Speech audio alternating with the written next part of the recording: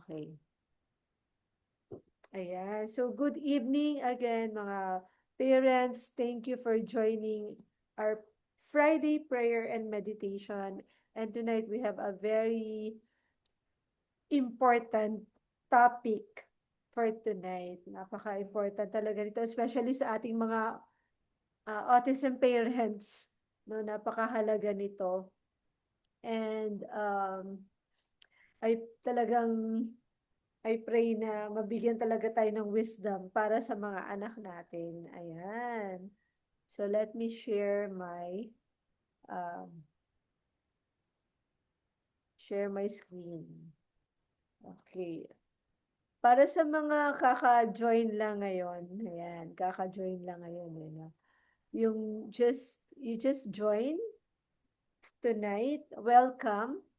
If this is your first time, we always do this every Friday. We have our prayer and meditation kasi nga we believe na hindi pwedeng puro science lang yung ibibigay natin na intervention sa mga anak natin. Puro science lang, we teach them and then we bring them to the therapies, ganyan, we bring them to the school. Those are very important. Pero dapat i-combine natin ng faith, ng prayer, kasi kay God manggagaling yung mga miracles na inaasam-asam natin from the Lord. Ayan. So, thank you very much for joining. For tonight, our topic is establishing boundaries in the life of our awesome kids. Of course, dahil meditation to, we are really basing everything from the Word of God, from the Bible, which is the very established, strong, solid foundation para sa ating life, sa ating kinabuhi. Sa Bisaya pa. Ayan. So we have a sharing question. You can type your answer dyan sa ating chat box. Pwede nyo i-type yan. Or pwede yung mag-unmute, then magsalita. Share. What is one boundary that you want to develop now with your awesome child? Sige. Chat lang. Type lang kayo dyan. Ano ba yung gustong-gusto nyong ma-develop ngayon na boundary sa inyong mga anak? Yan. Share lang kayo dyan. Ako, dito sa aking anak, ang gustong-gusto kong ma-develop na boundary niya ngayon, as of now, sa aming season ngayon, sa aming autism journey is siguro yung dito kasi sa village namin, village sa subdivision, di ba? Pag subdivision, pare-pareho yung itsura ng bahay. Minsan pag lumalabas siya, biglang pumapasok siya dun sa, yung mga yung mga kakilala namin, biglang papasok siya dun. Di ba, syempre, kahit kakilala mo or familiar yung tao sa'yo, ganyan, you don't just enter into their door. So, intindi namin sa kanya na you don't just come inside. Kahit kilala mo pa, you have to knock. So, tinuturuan namin siyang mag-ayo. Dito kasi sa Cebu, hindi tao po ayo, yan, ganyan. So, that's one thing that we want to develop from our child, no? From our Raphael. O kayo, meron na ba yung, ano ba yung gusto niyong ma-develop sa kanya? O, wala bang mag-share dyan? Anong gusto niyo i-develop sa inyong mga anak? Type lang dyan. Anong boundary? Sige. Ako, mami, sige, sasabihin ko na lang. Sige, mami. Ako ang na-develop. Ang hindi, kasi Na-develop syempre ka malaki na naman. yung anak ko, na-develop. Correct. Na-develop ko naman yung boundary of consistency kay Pedrick. Consistency in obedience.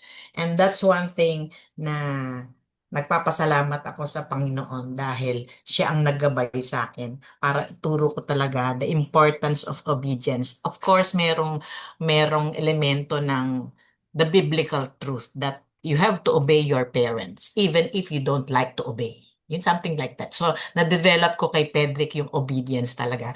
One example is, yun nga, pag sinabi ko, minsan pa nga, Mommy, what gift do you want me to give you for your birthday? Sabi ko sa kanya, just obedience. And just smile Oo. lang siya. So, doon nag-start. Maliit pa yun nung sinabi yan. Nung, Mami, anong gusto mong gift? Obedience. So, parating niya sinasabi yun sa akin. Mami, my gift to you is my obedience. Kaya, natutuwa Wow. ako doon. Thank you, Mami Net, for sharing that. O, tingnan nyo ha, yung ginamit ni Mami Net na ah, kay Pedrick is the word of God na, di ba yung Mami Net, yung children, obey your parents Yes. in the Lord. That passage of scripture. Ayan. Actually, pagdating kay Raphael, dun sa anak ko, isa din sa ginamit namin para wag siya mananakit is, love one another. O sabi ng Lord, love one another, ha? Love lang tayo, wag kang Oh, mananakit, di ba? Kasi very powerful talaga yung word of God, di ba, Mami Nick? yes. O, di ba? Yes. It's true. Ayan. Oh, sabi dito ni Mami Lily, no hitting, no shouting, going to places without asking. Oh, so yan yung mga, di ba, ang dami natin gustong ma-develop talaga na boundaries sa ating mga anak. Sabi ni Mami Wina, hindi na siya mananakit ng classmate.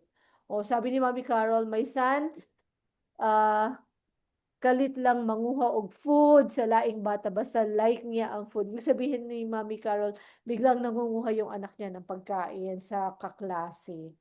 Ayan, ano pa?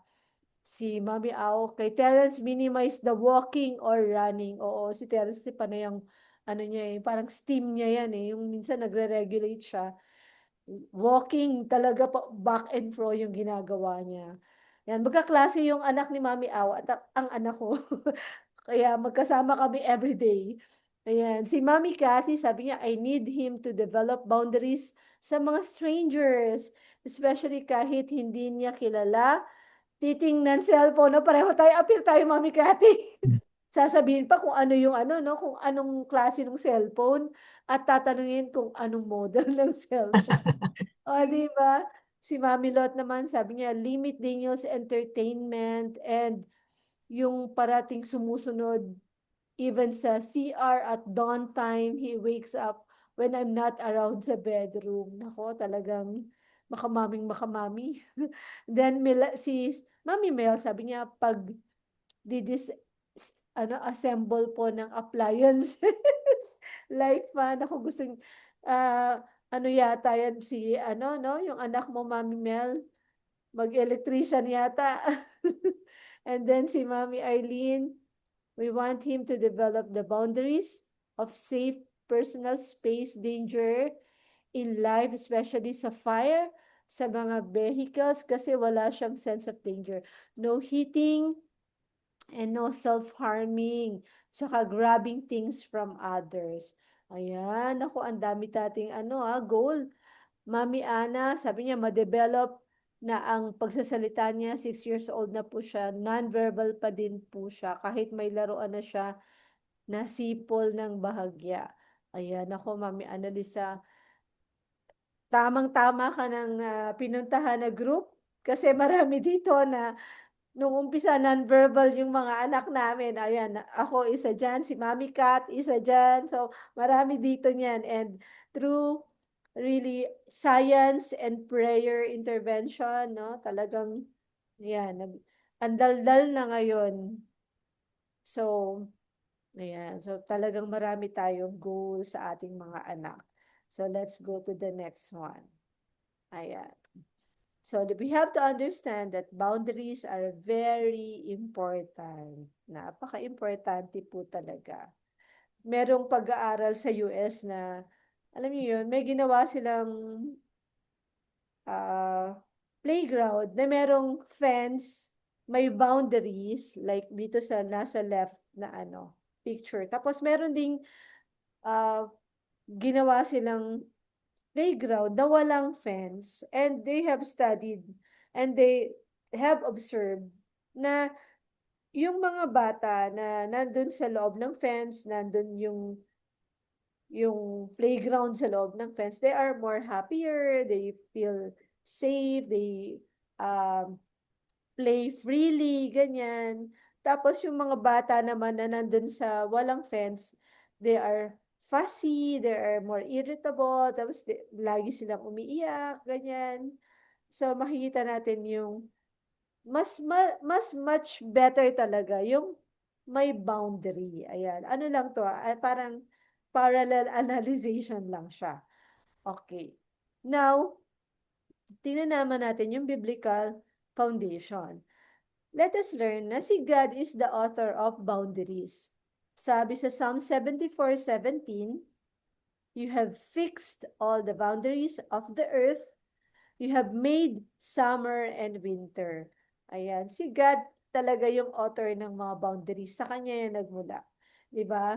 May boundaries of season, 'di ba? Parang hanggang dito lang yung winter o hanggang dito lang yung summer, pero iba-ibang nation, iba-iba yung ano nila, no? Yung mga seasons. Even meron tayong boundaries of time, diba? Merong day, merong night, but then let's look pa at the other example of God's set of boundaries.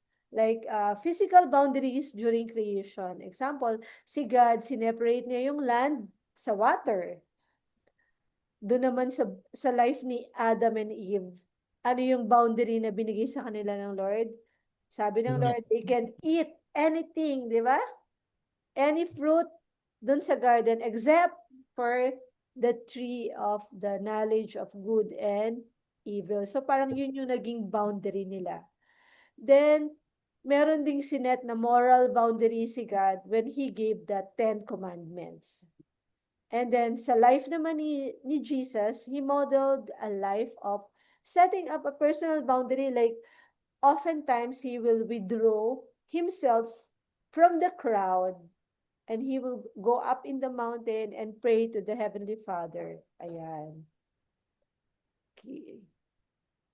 Hindi mo masyadong marinig. Naku, malakas ang ulan dyan, Mami Kat. Okay, sige. Anyways, ano naman to, record. Ayan. So, let's go to the next. So, si God mismo, He wants us to establish boundaries in our kids. In Deuteronomy 6, verse 6 to 7, these words I am commanding you today are to be upon your hearts, and you shall teach them diligently to your children, and speak of them when you sit at home, and when you walk along the road, when you lie down, and when you get up. Ayan. So, makikita natin dito na si God, He wants us as parents to really share and teach and train our kids boundaries in a very natural way na, you have to teach it while you're walking, while you're eating, while you are lying down, ganyan. So parang dapat it should really be part of our everyday lives in teaching and establishing boundaries with our kids. Okay. So, ang tanong yan is, ano nga ba yung boundary? What is a boundary? It is a dividing line that tells, di ba, napaka-common sense lang naman, di ba? It's a dividing line that tells the limit na, okay, oops, parang yung yellow line na yan sa picture, di ba? Do not cross. It can also mean discipline. Okay? Kasi yung discipline, biblically, discipline is about teaching or training or telling the child of what's the right thing to do. Discipline is not giving punishment. Okay, that's not maybe that's the consequence, but the concept talaga of discipline is really teaching the child the right thing to do, the right thing to think. It's teaching the child the right concept between what is bad and what is good. Ayan. That's discipline. Training the child of the right, or that what is moral and what's the right thing to do. it represents danger if it was crossed, diba? It can also represent rules, laws, measurements of good and bad, and appropriate and inappropriate. Those are boundaries. Okay, para maintindihan pa natin mabuti, let's look into it more.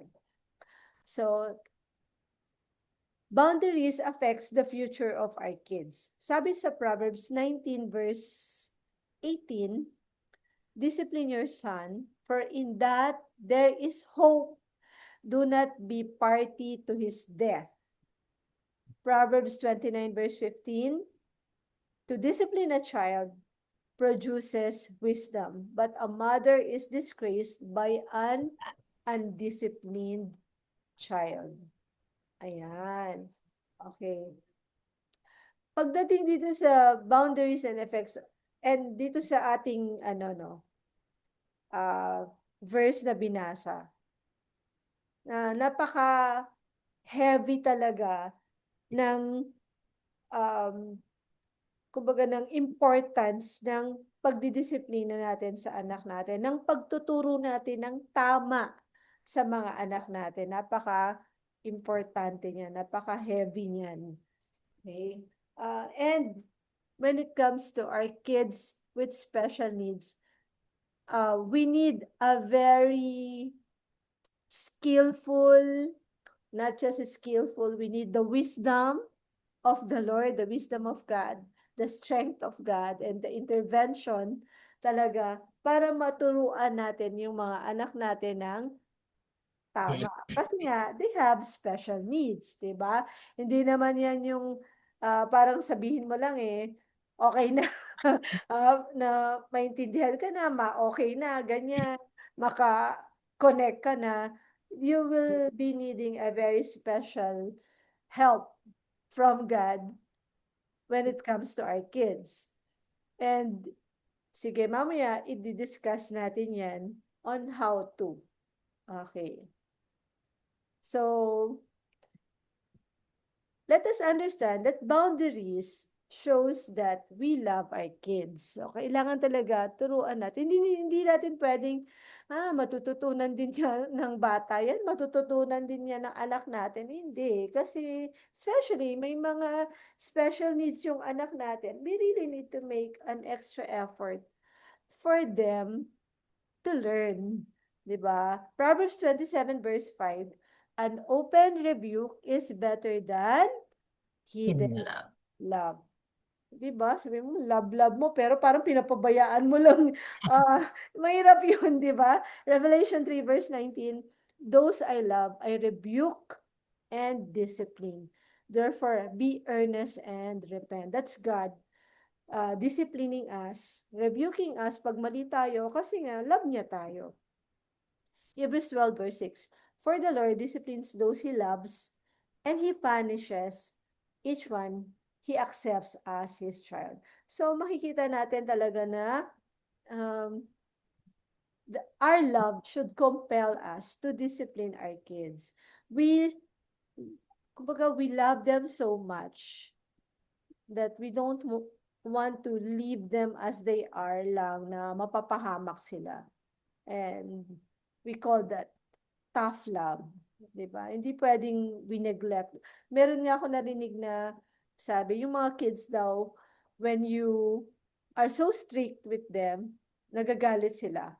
Pero mas nagagalit sila when you don't, when you neglect them, meaning hindi mo sila pinapansin, hinahayaan mo lang sila gawin yung gusto nila, mas galit sila sa ganun. Parang yung mga kids, mas gusto nila na we're becoming strict, but it shows that we really, really love and care for them kesa yung nine-neglect sila. Okay. And let us also understand, kasi mahirap din naman mag-compare, di ba? I-compare mo yung sarili mo dun sa iba. Compare mo yung household mo sa ibang household. Kasi every household have different boundaries din. Like for example, when it comes to saying po and opo, dito kasi sa Cebu, 'di ba, more on yung mga kids, hindi, although they still say po and opo, but hindi talaga madalas kasi hindi talagang parang dinedemand kasi nga hindi siya parang part ng language. Unlike sa bandang Luzon na talagang Tagalog, ganyan, part talaga yan ng language. Yung may po and opo, ide-demand talaga yan sa bata. Ganon. So, yun, yung ibang household, very particular sila sa ganon. Pero some household, hindi naman. Yung iba, okay lang na nagmamano talaga. Kailangan pagdating bahay, nagmamano, ganyan. Nagbe-bless, bless, ganyan. And it's really a very good practice, di ba? Paying and showing respect to elders. Pero in some, ano naman, in some household, hindi yun big deal sa kanila. Mas gusto nila, kiss, hug, beso-beso, di ba? So, meron. So, dapat, as your own household, dapat alam mo kung ano ba yung mga bina-values mo, ano yung gusto mong mas establish na boundaries sa anak mo. Ayan, sa mga part ng family mo.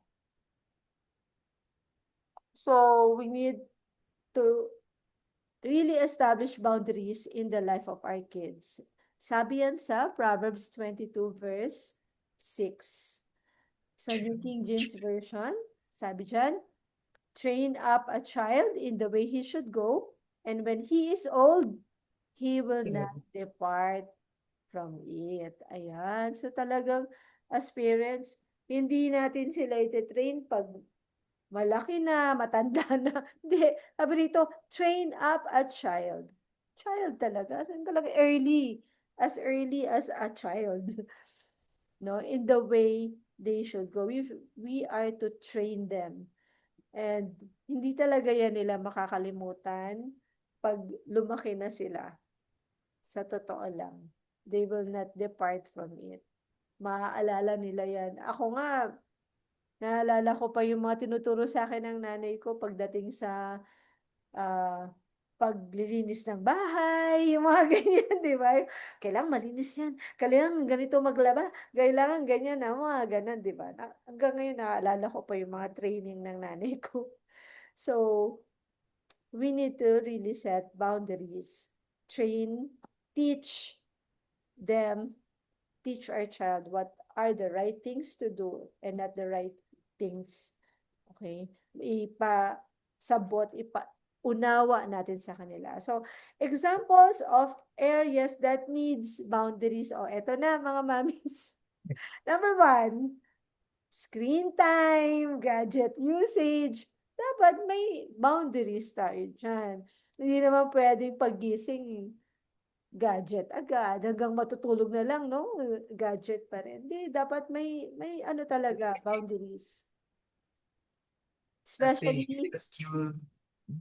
Especially kung medyo addicted na yung anak natin, talagang it already affects their behavior na parang pag kinuha mo yung gadget, magwawala ng husto, magwawala, ayaw pa nila ganun.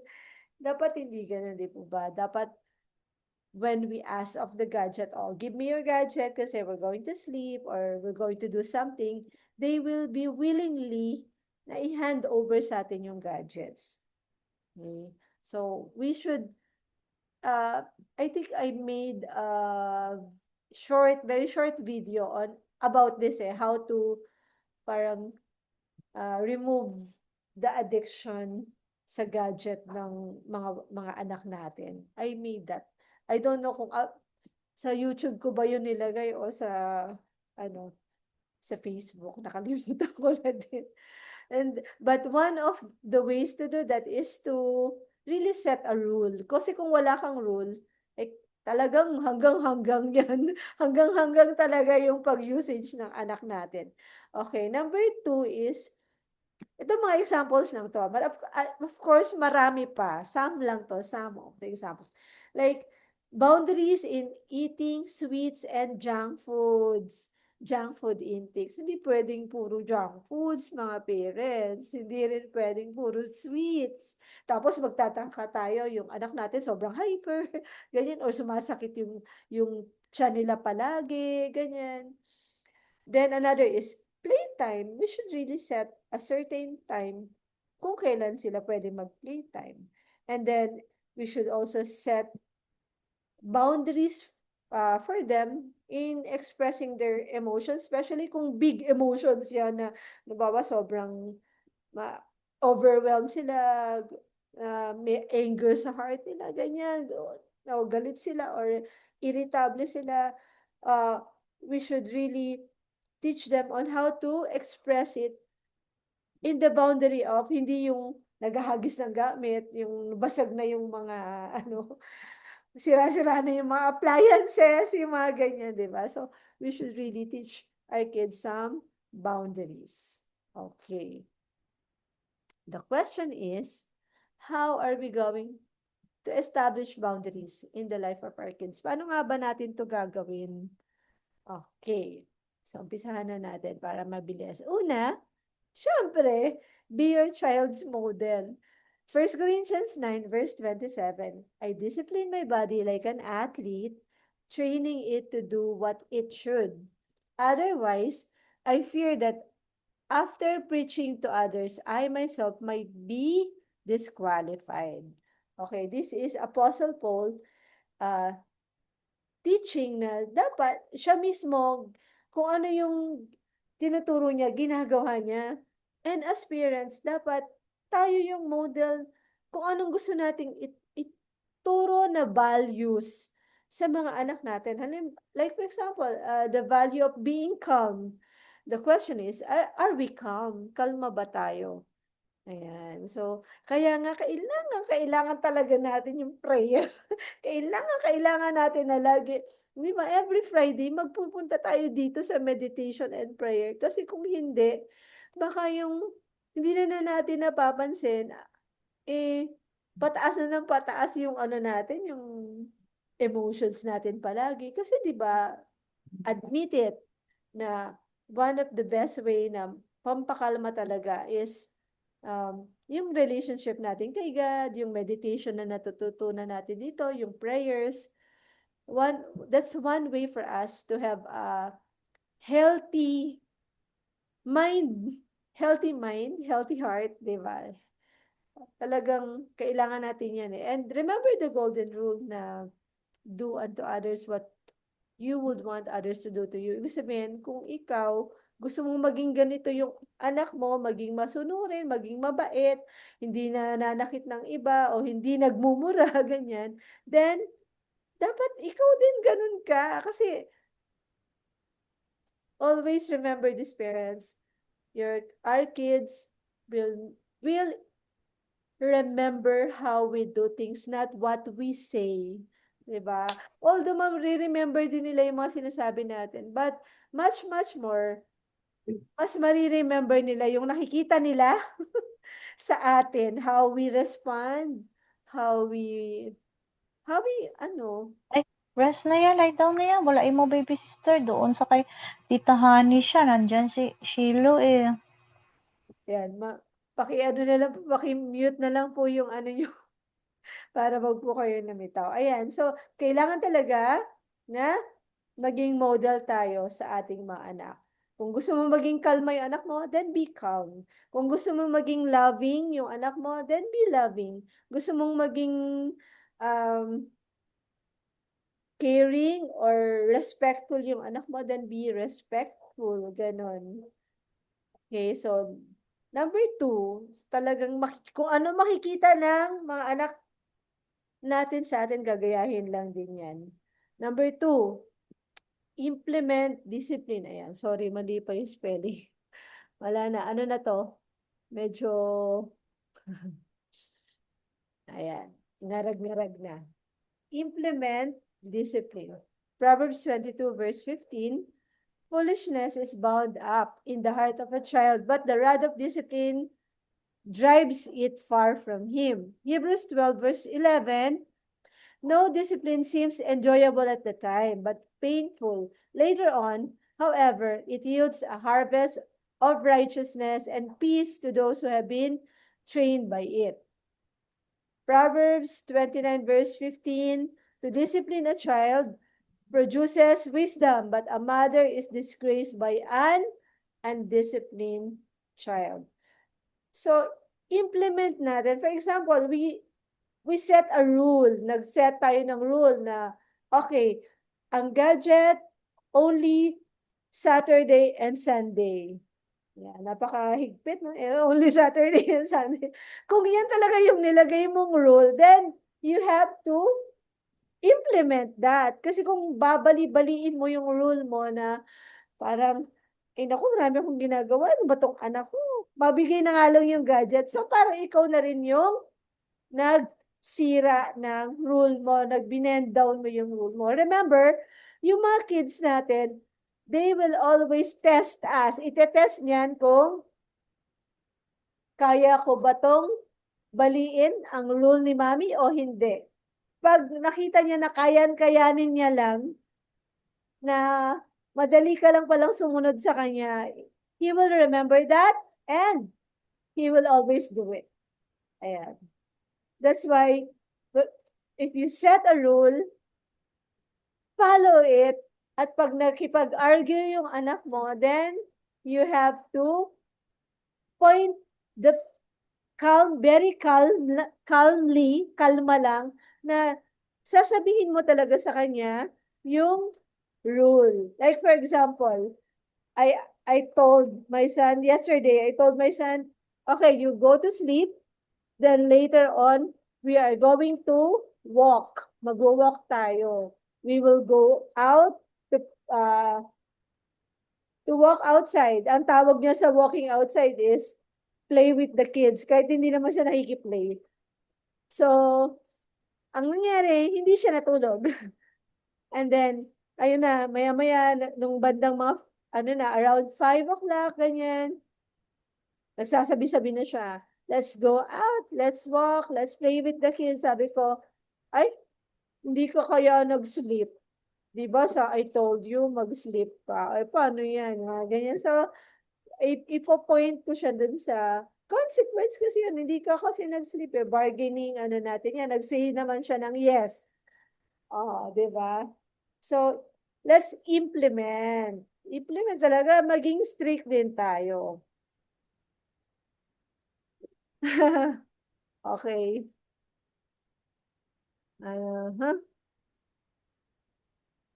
Sabi ni Mami Lily, kids don't learn by what you say. They learn by what they see. Correct. Okay. Number 3, on how to implement boundaries is implement the consequence. Siyempre, implement mo yung consequence kung nabali nila yung rule or yung nag-go beyond sila dun sa boundaries.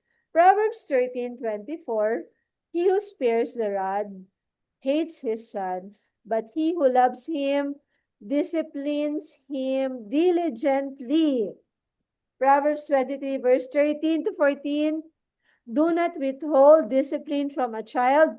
Although you strike him with a rod, he will not die. Strike him with a rod and you will deliver his soul from Sheol. Okay, so ang question nito, tama ba na mamamalo tayo? Tama ba na you will spank your child? Is it correct? Well, you can argue with the Bible. The Bible says that he who spares the rod hates his son. Kung hindi mo raw papaluin yung anak mo, parang galit ka dun sa anak mo. But if you love him, you will discipline him diligently. Okay? Sabi nito, do not withhold discipline from a child. Although you strike him with a rod, he will not die. Strike him with a rod and you will deliver his soul from Sheol. Okay, pagdating dito sa pamamalo, ako personally, I believe na meron yung yung effectivity niyan is very much effective especially during childhood talaga, yung around hanggang mga 7, 8, 9, mga ganyan. Pagdating na ng mga 10, lalo na yung papunta na talaga ng adolescence, ng teens, pag magti-teens na, mas magwo-work na talaga yung you will let them experience physical consequence like dito sa bahay we set na, o sige, yun nga, halimbawa, yung kaninang binigay kong example, na pag hindi mo sinunod yung pinapatulog kita, tapos you don't follow mommy kasi nga you need rest kasi sinisipon-sipon ka, then yung ang consequence, hindi siya nakapag-walk. So may mga ganong discipline tayo na sinusunod aside dun sa spanking kasi nga yung spanking yun talagang it will work nung bata pa, no? Pero yung adolescents, pwede mo na kasi yung kausapin, talagang dapat ipaintindi mo na, explain mo na. Okay? So, meron lang, for me may limited age lang yung pamamalo. At hindi ko sinabing pambubugbog, okay? So, yung talagang may ano lang, merong i-inject ka lang ng konting pain dun sa puwet, no? Sa tamang lugar naman, wag naman sa iba-ibang lugar ng katawan o part ng body. The best is sa puwet talaga. And I think pag ginawa natin yan, ako kasi nung kay Rafael, nung maliit pa siya, nagbibigay ako ng warning, like, warning number 1 na yan. Tapos ginawa pa rin niya. Wow, warning number 2 hanggang warning number 3 lang. Pagkatapos niyan, may palo na talaga sa puwet. Ganun na. So, let us be cautious and careful when it comes to implementing consequence. Yun nga, lagi ko sinasabi, may limit yan. Pag bata pa, yes, and hindi pambubugbog ha. Maganda nga meron ka lang gagamitin na rod talaga, like pwedeng, yung iba ginagamit hanger. Sino rito gumamit ng hanger? Ako, number 1 yan.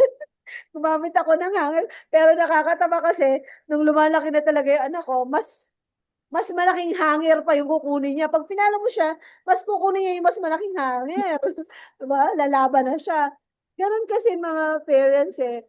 That's why we should really have our own stand. Yung iba, meron talaga silang rod. Chinelas, Mami Josie. Oo, chinelas.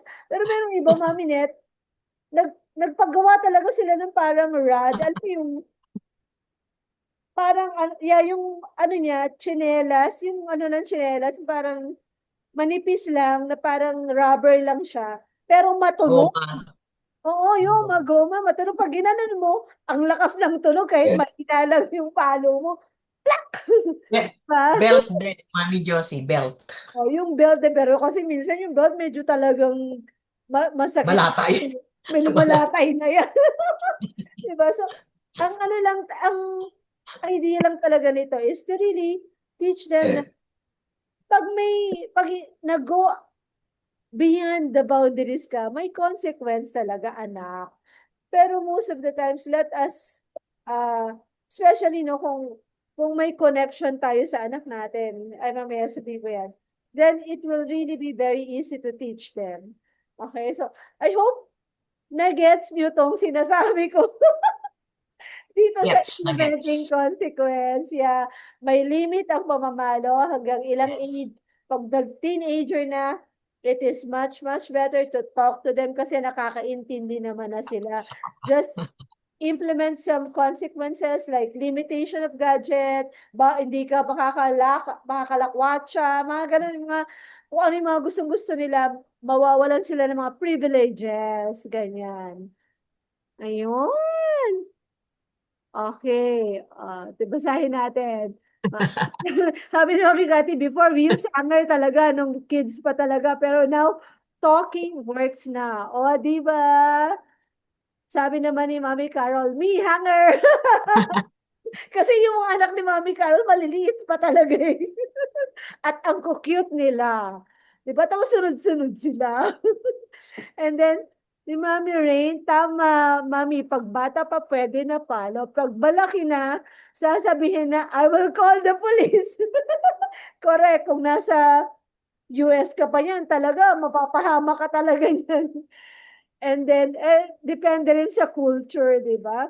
And then, sabi ni Mami Carol, pasalamat ako sa nag-imbento ng hangin. Madali lang makuha. Uy, alam nyo, naalala ko talaga nung maliit pa si Rafael, parang 7 years old pa lang siya noon. Nung sa school nila, meron akong nakasabay na isang mami, alam niyo kung ano yung hawak niya? Hala, malaking kawayan na pamalo, yantok. Sabi ko, hala, Sakit bakit yan may ah. Yantok, sakit yan ah. Oo, sabi ko, hala, bakit may hawak na gano'n yung mami? Tapos pinakikita niya yung yantok, no?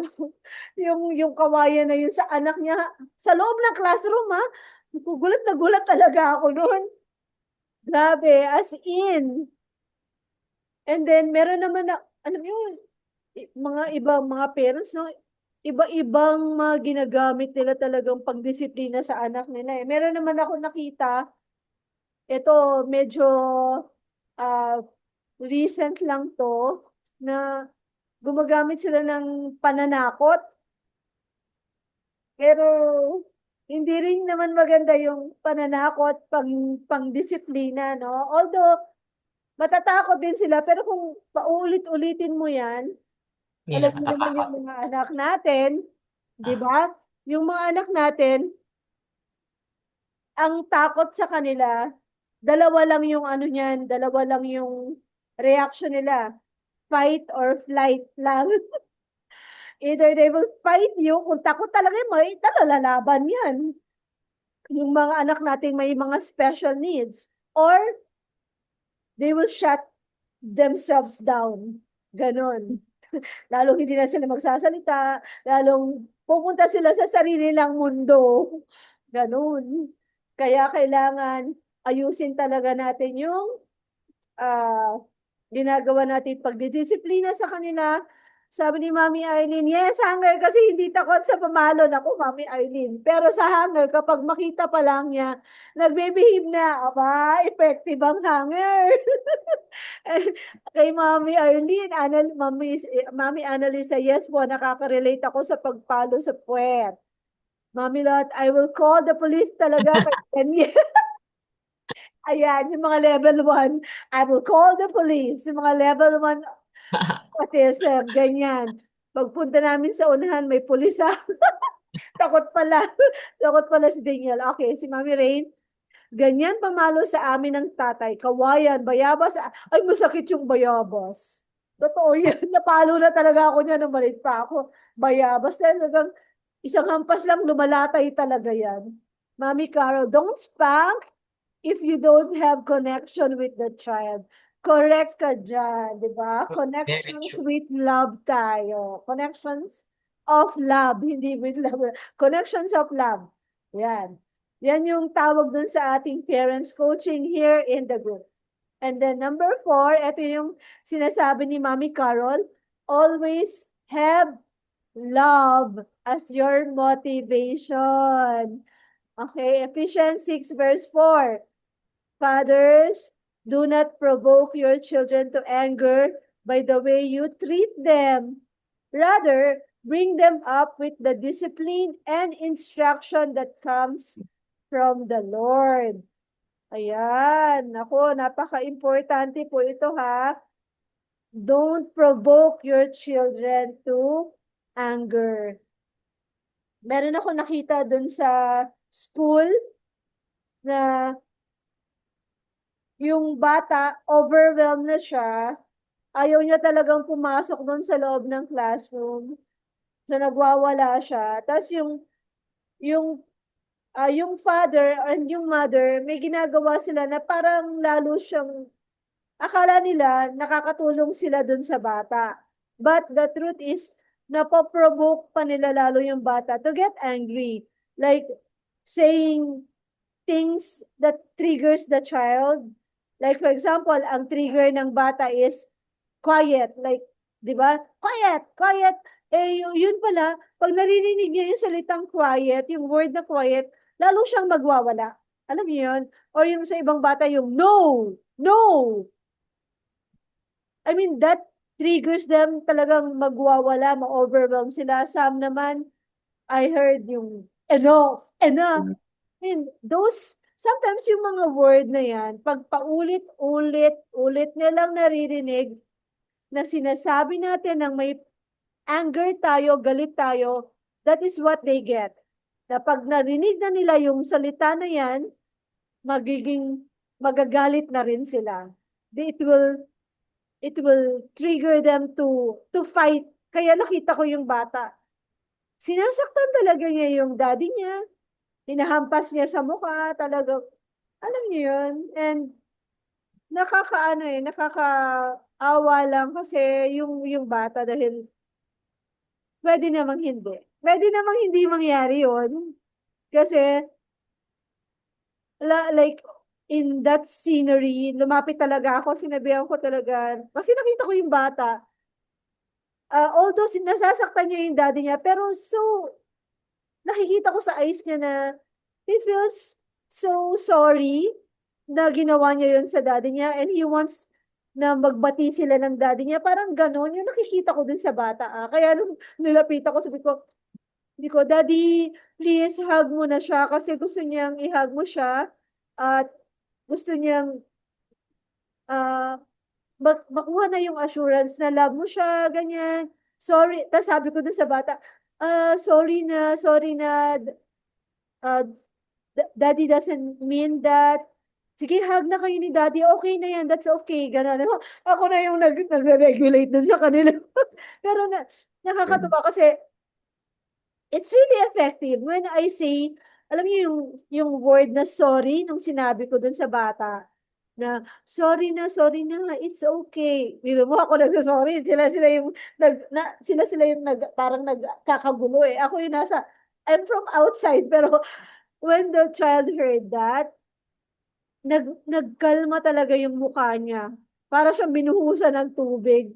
Pinaupo namin siya ni Mami Au, pinaupo namin siya. Tapos, okay na siya. Ngumiti na siya.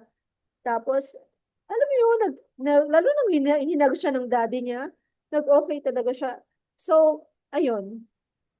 Always have love as your motivation. Kaya nga, connections of love tayo, mga parents. Connections of love. Because you cannot correct if you don't connect. Ganun tayo. And sabi dito sa 1 Corinthians 13 verse 4-7, love is patient, kind. Love is not jealous or boastful or proud or rude. Hindi tayo rude. It does not demand its own way. Nako, napaka-importante nito mga parents. We don't demand our own way. Meaning, nandun pa rin yung respect natin sa kanila. Naku mga mami, attend na lang kayo ng Connections of Love na training ko pag schedule ako soon. Sana. Pag nakalugar-lugar, nakaluwag-luwag ako ng schedule, I'll try to have online coaching again on Connections of Love.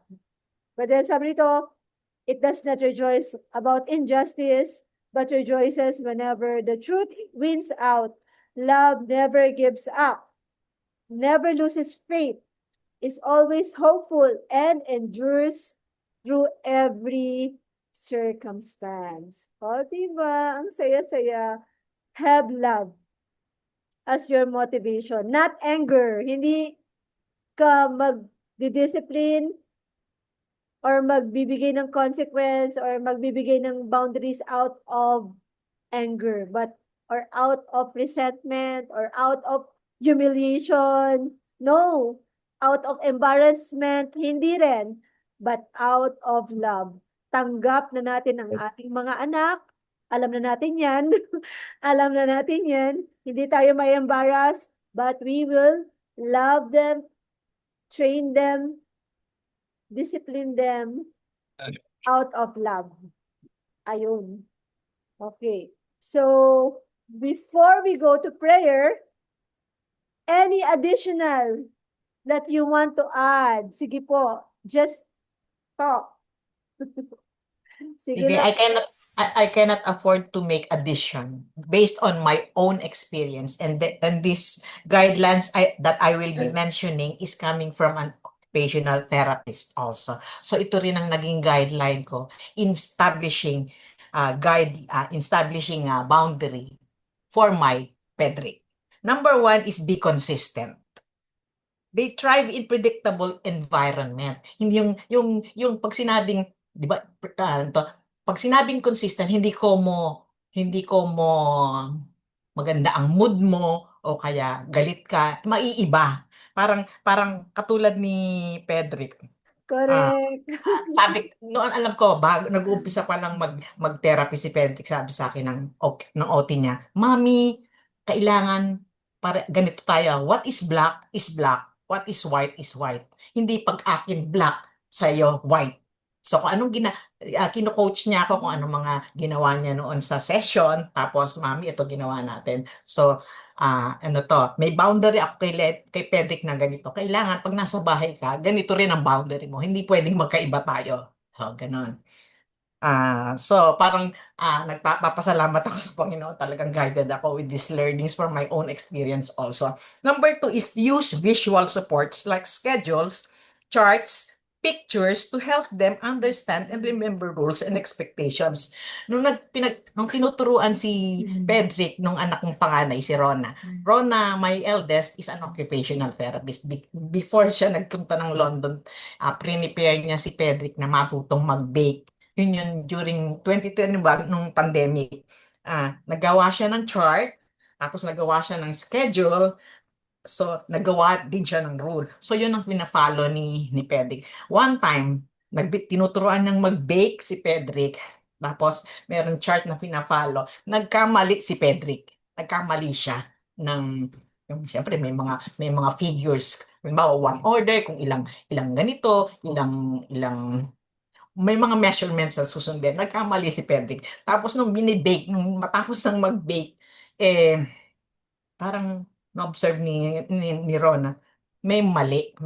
So, tinanong niya kay Pedrick na parang nire-review niya we are making 10 orders. Ganun. Tapos nalaman niya na may mali pala.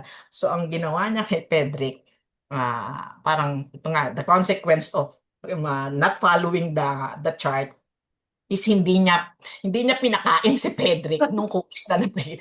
Pero kasi ang reward niya kay Pedrick, every time siya magbe-bake is makakakain siya. And for that reason, hindi niya sinabi kagad na hindi niya pinalo yung chart, yun, hindi niya pinakain si Pedrick. Number 3 is be clear and concise in communication, simple and direct language. Be specific what behaviors are acceptable and unacceptable. Ako kasi pagka nagbibigay ako ng instruction na, inuutosan ko si Pedrick, like for example, you get my wallet in the room, inside the cabinet. Meaning, specific ako kung saan siya. So, ibig sabihin, pagka papanik siya sa kwarto ko, doon sinabi ko in the room, hindi siya pupunta kung saan saang room. Dalawa yung room namin eh. So, alam niya yung room, magkasama kami. So, alam niya, dapat doon lang siya sa room namin pupunta, hindi siya pupunta sa room ng kuya niya. At doon sa loob ng room, doon lang dapat siya maghahanap sa loob ng cabinet kasi sinabi kong inside our room, inside the cabinet. Hindi yung iikutin niya yung ano. So, pagka natatagalan siya na, ba't hindi pa niya nakikita? Alam niya na magagalit ako kasi dapat i-text lang na parang i-follow niya yung instruction for 2 minutes tapos hindi nakabalik. So alam niya na yung consequence of not following my instruction kasi specific na medyo magre-raise ako ng voice kasi medyo galit na ako because he's not following my specific instruction. Number 4 is yung mga positive reinforcement. Siguro alam na yon ng mga mommies natin, yung mga, lalo na yung mga tinuturo kasi ng mga authorities yon. Yung saying good job, i-praise mo sila for doing the right thing. Number 5 is understanding individual triggers. Ako kasi, pagka yung dalawa kong anak na older than Pedrick, pagka kinukulit nila si Pedrick, ano, nagjo-joke sila, parang ang nagpapatrigger para siya mainis kasi kinukulit-kulit siya. So binibigyan ko ng instruction yung mga anak ko na huwag niyong bibigyan ng masyadong pagkukulit yung kapatid niyo kasi alam niyo naman ang ano. So um, ang ginagawa ko nga pag alam ko na, bakit siya biglang nung minsan kasi sinuntok niya yung ate niya kasi nakulitan siya. So na-understand ko na kung ano nagpa-trigger sa kanya. Number 6 is safety first. Kapag inuutusan ko pag inuutusan ko si Pedrick na bumili sa tindahan, I also give specific para magkasama dito yung giving specific instruction na yung safety first na huwag kang pupunta sa store na malayo sa bahay. Tapos bibigay ko sa kanya ang reason na kung ano ang mangyayari kapag malayo ang pinuntahan, maaaring hindi ka makabalik, so ganun. Kaya safety first. Number 7 is allow for some flexibility. Ito yan, na-train ko nga si Pedrick na hindi siya picky eater. So, most of the time, isa lang naman ang ulam namin for a meal. Hindi ako naghahain ng marami. So, pero merong mga chances na, halimbawa, namili ko ng maraming gulay, gusto ko iluto kagad. But then, my instruction for my children is, you cannot eat all of them. Ilalagay ko lang dun yung sa ref yun. Halimbawa, tatlong putahe, pero pareho-parehong gulay. Sasabihin ko, you cannot eat yung isa until you have finished this, yung isang putahe. And one time, kaya nga sabi, allow some flexibility. Inaalaw ko rin yung mga kahit na kumain sila ng second dish, provided you will finish first. Halimbawa, gusto mo tikman, para bukas pa yan, gusto niya tikman ni Pedrick yung isang dish. Okay, you can taste that for this meal only, but tomorrow, we will finish the first dish. Parang ganon. Number is, involve the child in rule setting. Yung pinagpa-participate ko si Pedrick sa paggagawa ng chores. So pag nakita niya na yung, sabi ko, ang instruction ko sa kanya, you are the laundry assistant of your dad. So pag hindi mo na siya uutusan na mag-help sa daddy niya, pag nakita niya nang nag-uumpisa na mag-laundry ang daddy niya, alam niya na yung gagawin niya. Number 9 is social skills training. Yung boundary na parati kong ginadala, hindi ko nililimit si Pedrick na, yung anak ko baka wala naman kong mausap sa kanya, so hindi ko siya ilalabas. So what I did, yun nga, dinadala ko siya sa mga parties, doon ko rin na-develop siya sa social skills niya. Number 10 is set realistic expectations. I did not ask Pedrick to pursue further studies like reaching college. Sinabihan kasi ako nung school, Mami, per their assessment, hindi nakakayanin ni Pedrick to reach college to finish a degree. So, by that alone, nilimit ko na yung sarili ko na pag ipapupurso ko pa siya ng studies, parang satisfied na lang din ako kung ano ang kaya niyang ma-accomplish. Gusto ko lang sabihin to, setting boundaries biblically, establishing limits in relationships that honor God, protect your well-being, and fostering healthy interactions. It's about discerning what is healthy and respectful behavior and communicating those boundaries clearly and lovingly. This includes recognizing your own needs as parents, understanding your responsibilities as parents, and acknowledging the needs of others, and that yung others na yun, our awesome children, di ba? Boundaries define your limits and expectations for how you want to be treated, both emotionally and physically. They are not controlling others like our children, but rather about controlling your own behavior, our own behavior, and our responses. Yun lang. Tama. Tayo talaga mag-control ng ating Yeah. ating emotions. Hindi Ayan. yung mga bata, tayo. Correct. Kasi 'di ba, pag kalma ka, kalma din yung mga bata. Pero Yeah. kung ngarag ka at irritable ka, ganun din sila. Nakakatawa kasi minsan, 'di ba, kahit alam mo kayo mag-asawa, nagtatalo kayo, like kami dito sa bahay. Minsan nag-uusap kami pero medyo heated yung arguments ganyan. Kahit hindi naman kami nag-aaway, yung anak namin talaga nagre-referee na. Tama na, Ay, ganyan tama din si na. Pedrick. Ganyan din si Pedrick sa Oo, amin. ganyan. Tama na, tama na. Okay na, okay na. Ganun. Anak, hindi kami nag-aaway, nag-uusap lang. Di ba? Sabi ni Mami Cindy dito, consistent is the key nga daw, sabi nila. Pero nahihirapan pa rin ako. Ayan. Mami Cindy kasi, actually may formula to eh.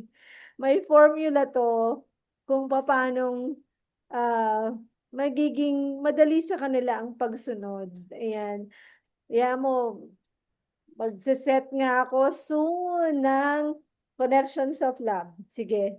Pag ako ng Connections of Love, nag-schedule ako, join ka. Ayan. Kasi Mami, Mami Jo, ah, Mami yes. Josie, parang may one tip ako dun sa consistency. Ginawa ko to kay Pedrick. Hindi ako nagpapamanipulate sa kanya.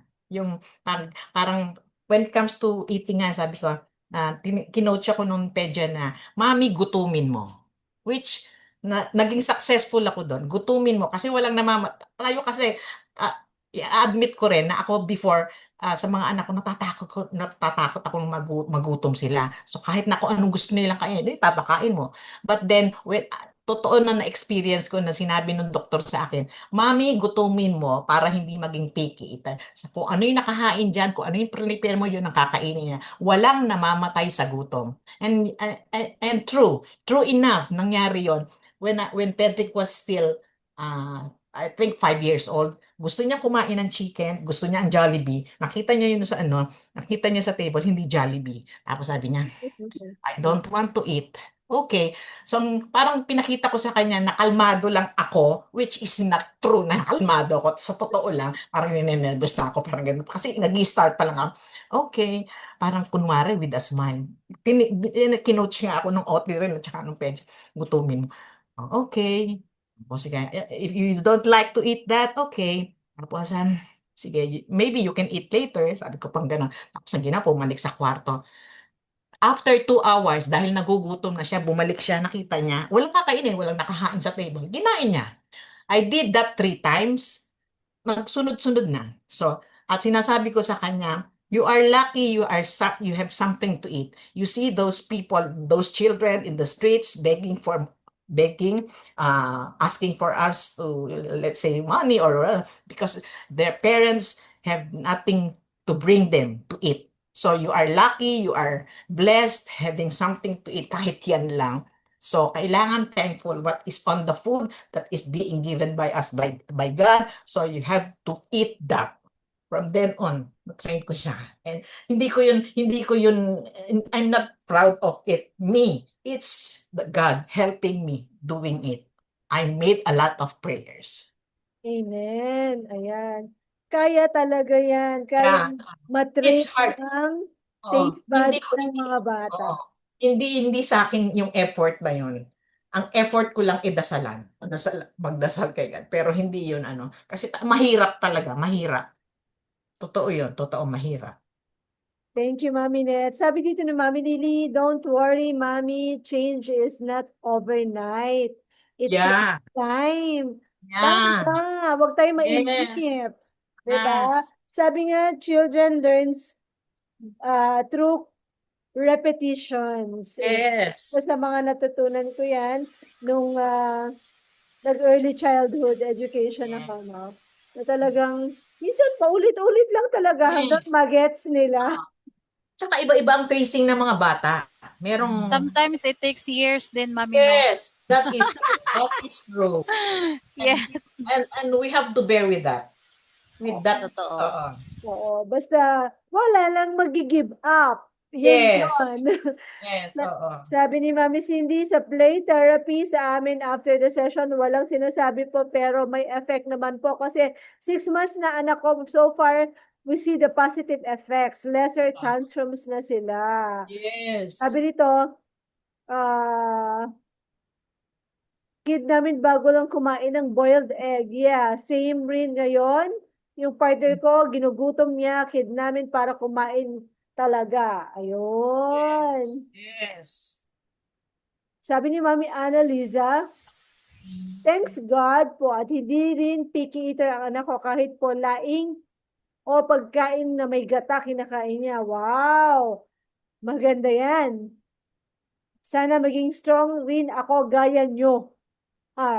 Be strong in the Lord. Ganyan lang yan. Nainis ako before kasi di nagsalita ngayon po. Start po siya ng 3 words na kami mismo na shock pero natutuwa. Oh, praise God, di ba? Thank you, Lord. Sabi ni Mami Shinared, murag si Rafael good ni years pa usani mo makita ang result. Oh. Tiyaga lang. Mami Lily, sabi nga ng isang nabasa ko, it takes 10,000 hours to be good at something. This is for neurotypical. O sa mga Yes. normal, no? Paano Yes. pa kaya sa neurodivergent, di ba? Di ba? Sabi ni Mami Wina, praise God, hindi pa picky eater si Danny. Dati milk lang talaga. Thank you, Lord. Alam nyo, pag hindi talaga picky eater ang anak, napakalaking bagay. Pag healthy food ang kinakain, napakalaking tulong sa kanila yan. 'Di ba? So, Josie, yes. may Mami, share lang ako kasi ang anak ko na panganay is non-verbal autistic. Tapos yung pangalawa, hindi ko siya pinadiagnose kasi yung feeling na dalawa sila. Pero yung isa, nakikita namin talaga, 10 na siya, grade 4. Nakikita namin na meron talaga siya. Nagsasalita, schooling siya, pero makikita mo na iba siya sa ibang students. So, yung panganay ko, since nung na-diagnose siya mga 2.8 years old, ang hirap ng dinanas ko sa kanya. Every time na pinapakain ko siya, kailangan nakamash, kailangan yung mga gulay naka-grate yun. Tapos nabasa ko yung aluminum, hindi pala maganda yun, yung ganun. So, marami akong mga ginawa na basta lang maka-intake siya ng mga nutrients sa katawan. O ganun. Kasi, pag pinakain ko siya ng buo, isusuka lahat yun. Hanggang nag-edad siya ng mga 4, ganun ginagawa ko, nakaano lahat yun, nakamash. Yung mga gulay niya, kailangan lugaw yun kasi hindi niya ginuya, nilulunok niya lang. Tapos nung nag-start na kami ng mga ilang taon na rin na nag-aaral siya ng therapy, ganun. Thanks God kasi kumakain na siya ng rice. wow. Kumakain siya ng rice, ninunguya na niya yung chicken. Sabi ko, anong nangyari?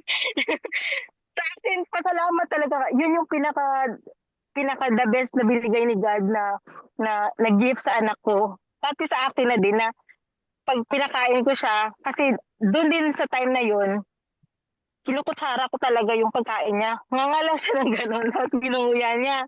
Tapos, di adobo, tinola, lahat yun kinakain niya na. Kahit Thank nga you, yung papa niya ayaw kumain ng baboy, pinapakain ko na rin siya ng baboy, manok, lahat yun, kinakain niya na. Kahit yung tuyo, yung mga dilis, kinakain niya yun. Tapos, lately na lang, nung pinaaral ko siya din, nag-isang taon kami ng school dito malapit sa amin. Natuto na siyang magkutsara. praise God. O, di ba? Ngayon, ang ginagawa ko, di 12 na siya, malaki na kasi tumaba na siya. Yung rice niya, tigda 2 cups na. Malaki, malaki na yung katawan niya. Ginagawa ko, nilalagay ko na siya ng plato sa mesa. Nandun yung ulam at saka yung kanin. Nagkukutsara na siya. Marunong na siya kumain.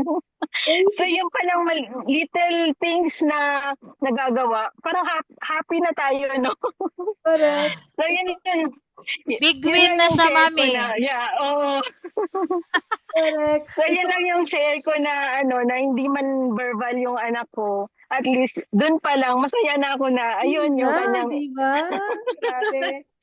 Alam niyo kung na-meet niyo lang tong si Mami Rain, sobrang galing yan magluto. Marunong yan mag-pizza and everything. Talagang grabe effort kung effort talaga yan sa pagluluto. And thank you Lord for that progress. O, di ba? yes. Salamat. Yun yung from picky eater na 2 cups, 3 cups na ngayon. Kailangan naman i-control naman ngayon. Oo. Limit naman, sabi ng teacher, limit ang rice. Correct. O, sabi ni Mami Eileen, try ko nga gutumin ang mga anak ko.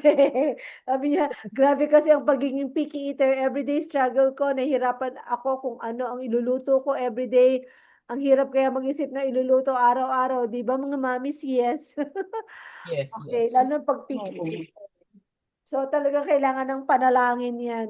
So ngayon, Yeah. mananalangin na tayo. I would like to request, Mami Net, can you pray for all of us, mga moms, Yes. mga parents na talagang help us na help tayo ng Lord magawa ng boundaries. Tulungan tayo sa mga Yes. struggles natin. Yes.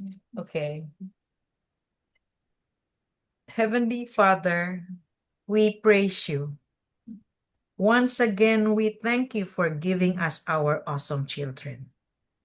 We thank you so much for entrusting them to us. We truly feel so special to you na pinili mo kami. Pinagkatiwalaan mo kami.